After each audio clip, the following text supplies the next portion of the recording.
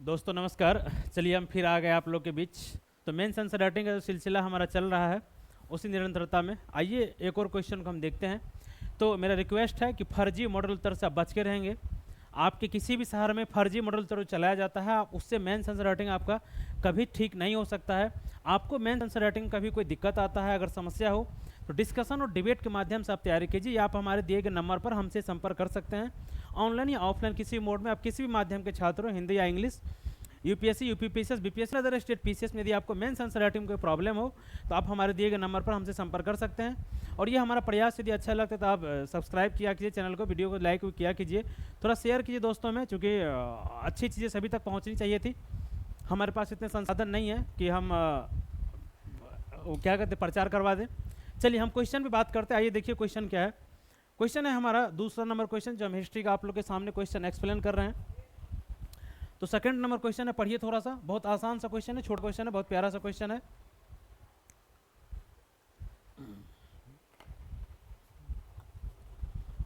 Question कह रहा है आपसे, महात्मा गांधी और रविन्द्रनाथ टैगोर में शिक्षा और राष्ट्रवाद के प्रति सोच में क्या अंतर था। क्वेश्चन सिंपल, देखिए व्यक्तित्व पे क्वेश्चन, यूपीएससी का सिलेबस यदि आप देखेंगे, सिलेबस में व्यक्तित्व शब्द लिखा हुआ है, ठीक है, और व्यक्तित्व पे सवाल पूछा जाता है। कई बार गांधी अंबेडकर जी को पूछ लिया गया है, गांधी जी सुभाष चंद्र बोस को पूछ लिया गया है, गांधी जी रविन्द्रनाथ टैगोर को पूछ लिया गया है। इसी तरीक़ा से जो हमारे महान व्यक्तित्व थे उसको आप तैयार करेंगे, ये होता है तैयार करने का तरीका। और photo state copy, photo state teacher, photo state answer से आप सावधान रहेंगे, नहीं रहेंगे इसका खामियाजा आपको भुगतना पड़ सकता है। क्वेश्चन आप समझ के बहुत सिंपल है कि गांधी जी जो राष्ट्रीय आंदोलन हमारा चला था उसमें उनका शिक्षा पर क्या विचार था, उनका राष्ट्रवाद पर क्या विचार था, ठीक। उसी तरह रविन्द्रनाथ टैगोर का शिक्षा पर क्या विचार था, राष्ट्रवाद पर क्या विचार था, उनमें अंतर पूछा गया। क्वेश्चन बहुत सिंपल है। आइए हम भूमिका लिखने का प्रयास करते। यदि इस क्वेश्चन का भूमिका लिख रहे होते तो क्या लिख रहे होते, चलिए ठीक है हम देखते हैं। हमारा प्रयास यदि अच्छा लगता हो तो आप दोस्तों को शेयर किया कीजिए, ठीक है। तो क्या हम भूमिका लिख रहे होते, आइए चलिए हम लोग भूमिका की बात कर लेते हैं। आ जा भाई, भूमिका। तो भूमिका में कहाँ शुरुआत करिए बताइए आप, आपको कम से कम भूमिका कहाँ शुरुआत कर रहे हैं। आप कहेंगे सर यहाँ तो जैसे हम बताते हैं कि क्वेश्चन में कोई एक शब्द होना चाहिए था, एक मुख्य शब्द खोज लीजिए, लेकिन यहाँ तो दो दो शब्द है, महात्मा गांधी और रविन्द्रनाथ टैगोर, और दोनों उतने ही महान नेता हैं, महान महापुरुष, दोनों महापुरुष रहे हैं। तो देखिए यहाँ पे क्या है ना, दोनों क्या थे, दोनों स्वतंत्रता आंदोलन के व्यक्तित्व थे, महत्वपूर्ण व्यक्तित्व थे। तो आप दोनों को कॉमन भूमिका यहाँ पे लिखना शुरू कर। जब इस तरीका का आपके पास अगर कोई क्वेश्चन आता है तो आप वहाँ पे कॉमन भूमिका से स्टार्ट कर सकते हैं। तो हम इसका भूमिका बताते हैं आपको, आप भूमिका लिखना चाहे तो लिख सकते हैं कि भारत के स्वतंत्रता संग्राम के दोनों प्रमुख व्यक्तित्व थे, ठीक है, दोनों प्रमुख व्यक्तित्व थे जिन्होंने शिक्षा और राष्ट्रवाद के क्षेत्र में अलग अलग दृष्टिकोण प्रस्तुत किए हैं। उनके अद्वितीय दृष्टिकोण का आधुनिक भारत के निर्माण पर गहरा प्रभाव है। ये हो गया आपका भूमिका कि दोनों भारत की राष्ट्रीय आंदोलन के, आप नाम भी लिख सकते हैं, नहीं तो दोनों महापुरुष, ठीक है, दोनों महान व्यक्तित्व थे, दोनों महापुरुष थे जिन्होंने शिक्षा और राष्ट्रवाद के क्षेत्र में अलग अलग दृष्टिकोण प्रस्तुत किए हैं, कोमा उनका यह योगदान आधुनिक भारत के निर्माण में, ठीक, आधुनिक भारत के निर्माण में गहरा प्रभाव डाला है, ठीक है। ये था हमारा भूमिका। हमने कॉमन भूमिका दोनों से बना लिया।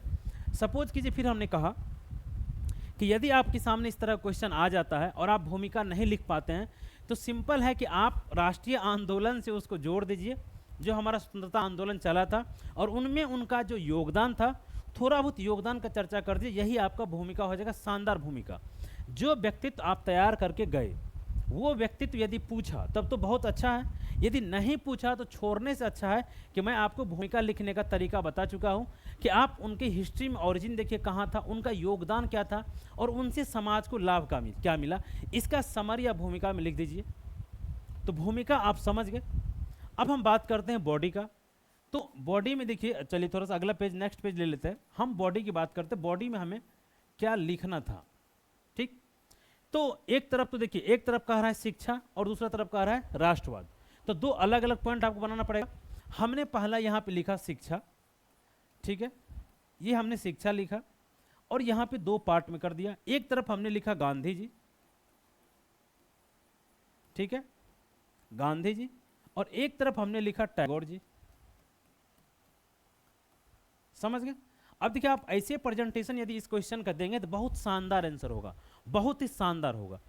एक तरफ इधर पॉइंट गांधी जी का, यहाँ पे टैगोर जी का, यहाँ पे गांधी जी का, यहाँ पे टैगोर जी का, कि क्या अंतर था उनकी शिक्षा के मॉडल में।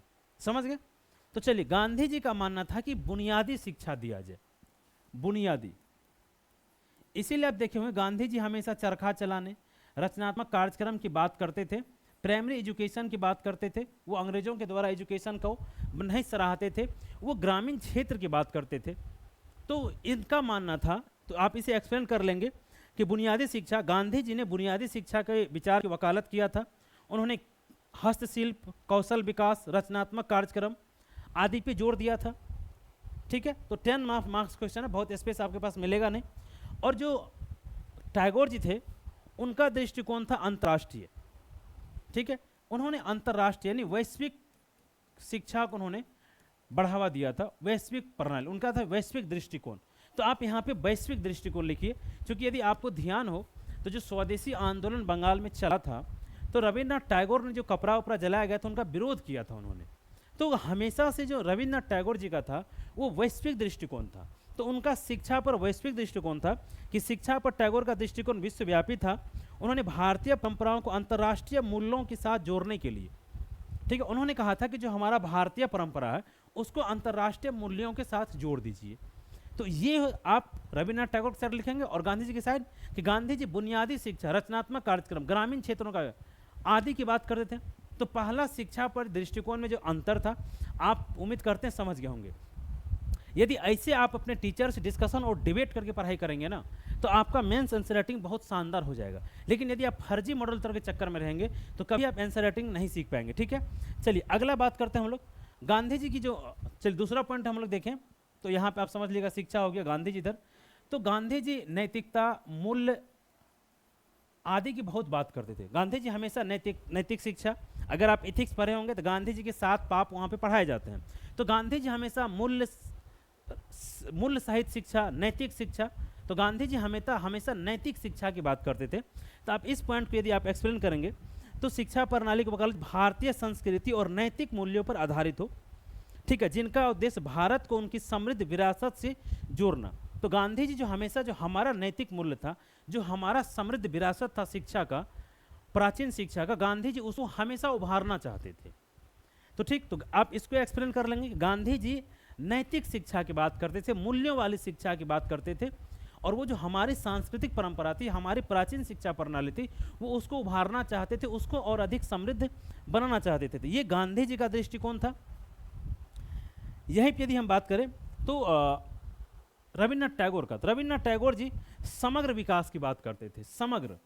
फिर हमने क्या कहा, इनका था हमेशा वैश्विक दृष्टिकोण, विश्वव्यापी दृष्टिकोण। तो ये समग्र विकास, शिक्षा के माध्यम से समग्र विकास की बात करते थे। ठीक है, समग्र विकास, समग्र विकास का मतलब आप समझते थे जैसे आत्म अभिव्यक्ति, रचनात्मक, व्यक्तिवाद को प्रोत्साहन, मानवतावाद को प्रोत्साहन, अभिव्यक्ति की सुंदरता जैसे कला, साहित्य, प्रकृति, खोज इत्यादि को बढ़ावा देना, मतलब का समग्र। समग्र में क्या होता है, रचनात्मक चीज़ होना चाहिए था, कलात्मक चीज़ होनी चाहिए थी।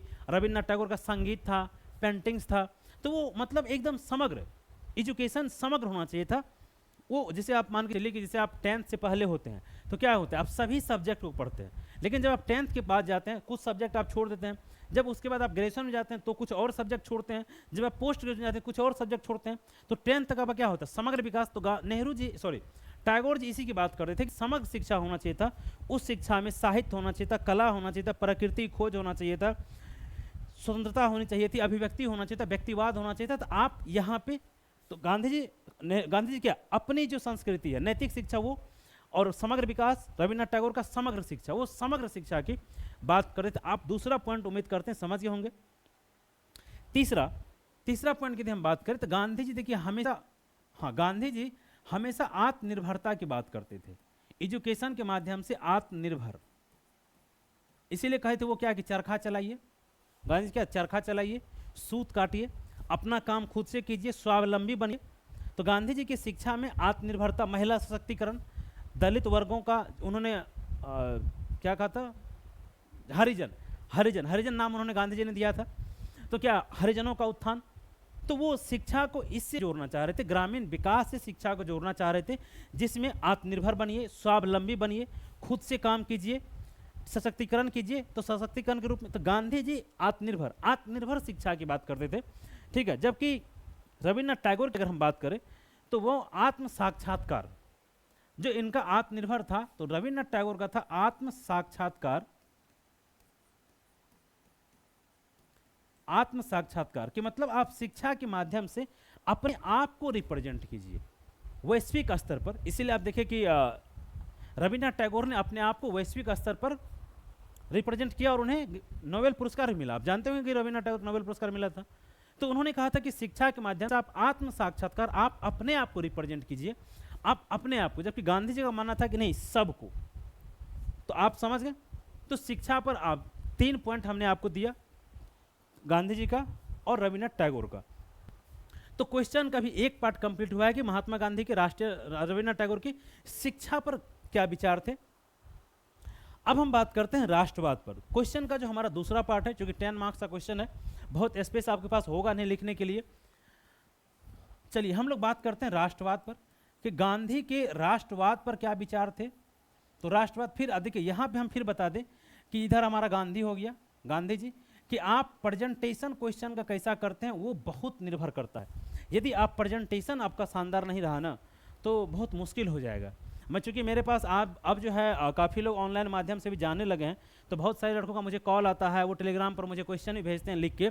बट प्रेजेंटेशन बहुतों का जो है ना थोड़ा सा मतलब मन के लायक नहीं होता यार, जो होना चाहिए था।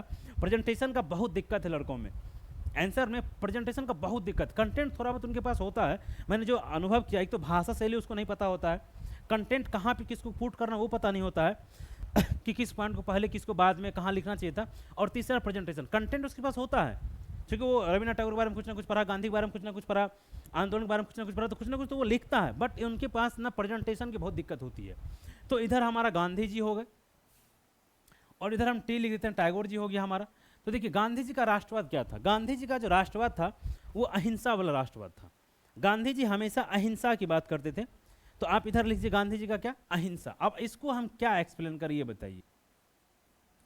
गांधी जी पूरे आज़ादी के आंदोलन में अहिंसा की बात करते थे। वो अहिंसात्मक आंदोलन चलाते थे, अहिंसा, सत्याग्रह, भूख हड़ताल, ये गांधी जी का क्या था, सबसे प्रभावी तरीका था राष्ट्रवाद पर।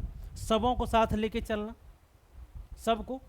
तो गांधी जी का जो विचार था यहाँ पे वो था अहिंसा, सत्याग्रह, राष्ट्रवाद पर उनका विचार था।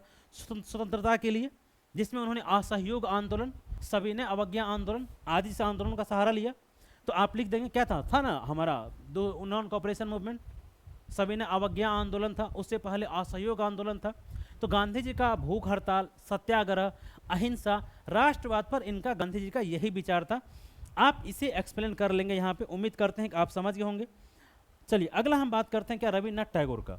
तो रविन्द्रनाथ टैगोर जो है वो मानवतावादी, वो उनका था कि जो हाँ मानवतावादी, उनका दृष्टिकोण था मानवतावादी, कि ये मानव के कल्याण, मतलब वो जिसे गांधी जी का जो राष्ट्रवाद पर विचार था तो वो क्या था, सिर्फ भारत के लिए था। तो टैगोर जी इसे नैरो यानी संकीर्ण डेफिनेशन इसे मानते थे। टैगोर का मानना था कि नहीं, ये जो है ये विश्वव्यापी होना चाहिए था, ये मानवता पूरे मतलब पूरे मानवता समाज के लिए होना चाहिए था। जो वैश्विक स्तर पर मानव है तो पूरे दुनिया के मानव के लिए होना चाहिए था। वो मानवता की बात करते थे कौन, रविन्द्रनाथ टैगोर जी। कि टैगोर जी का जो राष्ट्रवाद था वो विश्वव्यापी और मानवतावादी था, वो इसे संकीर्ण राष्ट्रवाद मानते थे। राष्ट्रवाद के प्रति उनका योगदान भारत और बांग्लादेश दोनों के लिए आप जानते हैं। तो आपको इस पॉइंट में इसी को एक्सप्लेन करना है कि जो रविन्द्रनाथ टैगोर थे वो विश्वव्यापी मानते थे और गांधी के राष्ट्रवाद को वो संकीर्ण राष्ट्रवाद मानते थे, ये उसमें अंतर था। तो मानवतावादी, मानव कल्याण के लिए, चाहे वो मानव कहीं का भी हो, दुनिया के किसी भी कोने का। तो ये समझ गए। फिर हम बात करते हैं किसका, गांधी का। गांधी का जो राष्ट्रवाद था वो समावेशी राष्ट्रवाद था। समावेशी क्या होता है भाई, समावेशी तो समावेशी में क्या होता है आप जानते हैं, समावेशी मतलब सबका साथ और सबका विकास। जब गांधी आए 1915 में, और उसके बाद जब उन्होंने कांग्रेस को क्या किया, उससे पहले कांग्रेस बुजुर्गों की संस्था थी, सब उसमें पढ़े लिखे लोग थे, लेकिन जब गांधी आए उसके बाद क्या हुआ, कांग्रेस को पहले तो ग्रामीण क्षेत्रों तक ले गए, उनकी जो सदस्यता की फीस थी कम किया, और काफ़ी सारे किसान मजदूर वर्ग के लोग, अनुसूचित जाति जनजाति के लोग कांग्रेस से जुड़े। तो ये क्या था, ये था मतलब उनका समग्र दृष्टिकोण। यदि आप देखिए गांधी का आंदोलन अगर देखें, उस आंदोलन में सभी है, किसान है, मजदूर है, छात्र है, महिला है, दलित है, हरिजन है, पिछड़ा है, वंचित है, सभी है। तो यही था गांधी का समग्र दृष्टिकोण। इससे पहले आप देखिए कांग्रेस 1885 में बनी थी, बट उसमें क्या इतने लोगों का प्रतिनिधित्व था, तो इन सब का प्रतिनिधित्व उसमें नहीं था, इन सब का प्रतिनिधित्व उसमें नहीं था। तो गांधी जी का राष्ट्रवाद जो था ये समग्र राष्ट्रवाद था। अब हम लोग बात करते हैं क्या रविन्द्रनाथ टैगोर का, इनका क्या राष्ट्रवाद था, तो इनका था बस वही, हम बात करें तो राष्ट्रवाद पर भी इनका वैश्विक परिप्रेक्ष्य था, वैश्विक परिप्रेक्ष्य। तो ये राष्ट्रवाद को विश्वव्यापी, ये तो यहाँ पे मानवतावादी हो गया, अहिंसा ये मानव कल्याण के लिए, ये समावेशी, और रविन्द्रनाथ टैगोर का वैश्विक परिप्रेक्ष्य। वैश्विक परिप्रेक्ष्य जैसे उनका मानना था कि राष्ट्रवाद जो है सांस्कृतिक धर्म की विविधता का सम्मान करना चाहिए था, ठीक है, मतलब वैश्विक परिप्रेक्ष्य में राष्ट्रवाद को सभी के धर्मों का सम्मान करना चाहिए था। उनका इसका जो है रविन्द्रनाथ टैगोर का अंतर्राष्ट्रीय दृष्टिकोण था। तो आप वैश्विक परिप्रेक्ष्य, इनका जो राष्ट्रवाद था रविन्द्रनाथ टैगोर का, वो वैश्विक दृष्टिकोण से था कि कहीं से भी हो, किसी का भी राष्ट्रवाद हो। जैसे आप देखे होंगे यदि गांधी जी ने हिटलर, मुसोलिनी, फांसीवादी ताकतों का उन्होंने विरोध किया था, आपको जानकारी हो तो, और जब द्वितीय विश्व युद्ध हुआ था तो उनका भी गांधी ने विरोध किया था, बट रविन्द्रनाथ टैगोर जी उस तरह से विरोध नहीं किया जिस तरीका से गांधी जी ने किया था। रविन्द्रनाथ टैगोर जी राष्ट्रवाद को वैश्विक परिप्रेक्ष्य में देखते थे कि वहाँ का राष्ट्रवाद कैसा है, वहाँ का राष्ट्रवाद कैसा है। सिर्फ रविन्द्रनाथ टैगोर जी राष्ट्रवाद की बात करते थे और गांधी जी अहिंसा राष्ट्रवाद की बात करते थे। ये बेसिक अंतर है दोनों में। आप देखिए गांधी जी कभी हिटलर को सपोर्ट नहीं किए थे, ठीक है ना, तो ये बेसिक अंतर है। उम्मीद करते हैं कि आप दोनों के राष्ट्रवाद को समझ गए होंगे। अब हम बात करते हैं कि निष्कर्ष क्या लिखा जाए, तो आइए हम लोग निष्कर्ष की बात करते हैं। तो फर्जी इसी तरीक़ा से आप डिस्कशन और डिबेट के माध्यम से आंसर राइटिंग यदि आप सीखेंगे तो आपके लिए बहुत शानदार रहेगा, ठीक है।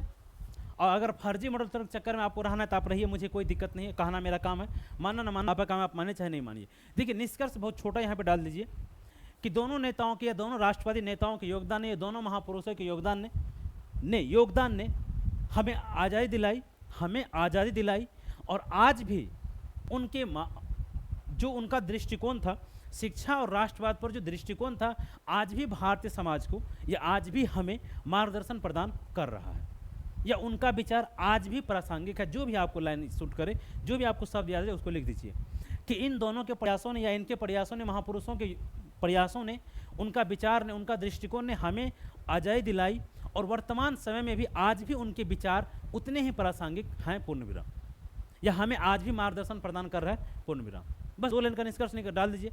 उम्मीद करते कि आप इस क्वेश्चन को समझ गए होंगे। तो चलिए हम फिर अगले वीडियो में आपसे मिलेंगे किसी और नेक्स्ट क्वेश्चन के साथ। तो आप यदि हमारा प्रयास अच्छा लगता है तो आप चैनल को सब्सक्राइब, लाइक भी कर दिया कीजिए, दोस्तों को शेयर कर दिया कीजिए। चलिए आपको बहुत बहुत धन्यवाद।